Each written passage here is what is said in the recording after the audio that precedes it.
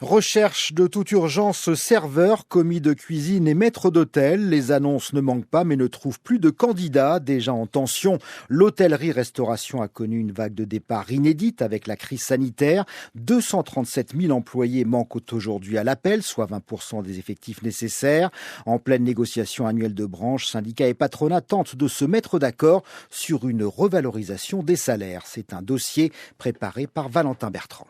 Avec un salaire moyen de 1 810 € brut, la rémunération est de loin la première préoccupation des employés de l'hôtellerie-restauration.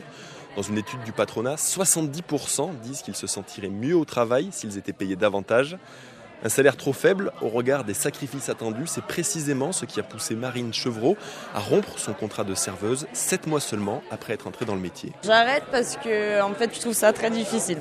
Honnêtement, les horaires, c'est difficile. T'es un peu coupé du monde, t'as pas tes week-ends, tu vois pas forcément tes amis tout le temps quand tu veux. Et je pars pour faire une saison au ski.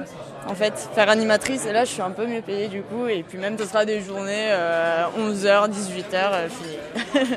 Et j'aurai mon samedi. Il y a les sortants, mais surtout beaucoup moins d'entrants. Le secteur souffre d'une image négative qui touche même les établissements haut de gamme. Au Régente Petite France, un hôtel 5 étoiles au centre-ville de Strasbourg, 3 postes sont vacants. Le cheesecake, un acra à suivre, un filet de canette. En attendant, le restaurant ferme temporairement les mardis, et le chef Julien Rodriguez a dû réduire la voilure. On a réduit un petit peu la carte. On était avant à 5 plats, maintenant il y a 3 plats. En termes de couverts, on était à 35-40 couverts. En s'adaptant maintenant, on fait de 25 à 30 couverts pour justement maintenir la qualité. Pour accélérer les recrutements, les groupes rivalisent.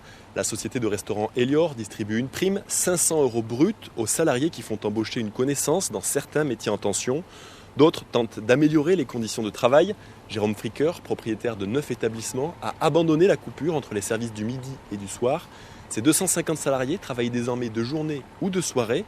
Malgré ça, ils peinent à recruter et se tournent de plus en plus vers la main-d'œuvre étrangère. J'ai un établissement où on ne parle plus français en cuisine, on parle qu'en anglais, quoi. Parce qu'il y a des Afghans, des Irakiens, des gens des pays du Maghreb, parce qu'on ne trouve pas de français, quoi. Depuis la rentrée, le gouvernement presse donc les patrons d'augmenter les salaires. Première proposition, plus 10,5% en moyenne. Juste suffisant pour rattraper 3 années sans évolution, disent les syndicats, qui pour certains proposaient jusqu'à 35%. Impossible quand les salaires sont le premier poste de dépense, balaye d'un revers de la main Thierry Grégoire, négociateur pour l'UMI, l'une des principales organisations patronales. Moi, je ne discute pas avec un pistolet sur la tempe. Les entreprises ne pourront pas accepter de donner plus que ce qu'elles gagnent. Donc il faut faire attention à ne pas faire n'importe quoi. Et nous n'emmènerons pas, nos entreprises dans le mur, parce que y a une espèce de délire collectif. 35% d'augmentation, ce n'est pas une proposition. D'autres discussions devraient suivre l'année prochaine pour évoquer cette fois les conditions de travail et notamment la possibilité d'accorder un nombre minimum de week-ends de repos. L'hôtellerie-restauration en tension, un dossier signé Valentin Bertrand.